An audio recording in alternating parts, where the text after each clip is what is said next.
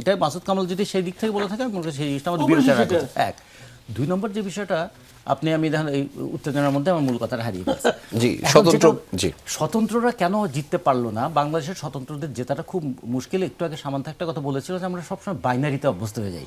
যখন এই বাইনারি হয়ে যায় না, তখন কিন্তু অন্য জিনিসগুলো অনেক সময় আড়ালে চলে যায়। তখন কিন্তু প্রার্থীর চাইতেও প্রতীক গুরুত্বপূর্ণ হয়ে যায়। প্রার্থীর চাইতেও তখন কে ক্ষমতায় আসছে আর কাকে ঠেকাতে হবে। যে ক্ষমতায় আসছে তার পক্ষে ভোট দেয়, অথবা যাকে ঠেকাতে হবে সেই বিবেচনা ভোট দেয়।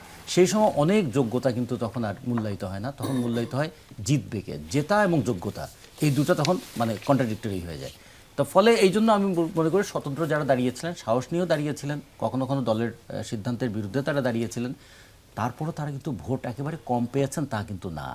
সেটাও আবার খেয়াল রাখতে হবে, এখানে কিন্তু একটা একটা করে ভোট জোগাড় করা এত সোজা ব্যাপার না।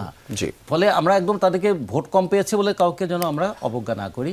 দেখতে হবে তিনি তো চেষ্টা করেছেন, লড়াই করেছেন, তার পক্ষে জনমত সংগঠিত করার চেষ্টা করেছেন। এবং একটা নির্বাচনে শুধু দুইটা পার্টি থাকবে, একজন জিতবে আর একজন হারবে, তার মাঝখানে কি আর 7-8টা পার্টি থাকবে না? তো এই 7-8টা পার্টি থাকবে, কেউ হয়তো 5,000 ভোট পাবে, কেউ হয়তো 10,000 ভোট পাবেন, কেউ হয়তো 3,000 ভোট পাবেন, কিন্তু সব মিলিয়ে তো একটা ডেমোক্রেটিক প্রসেসটা থাকবে।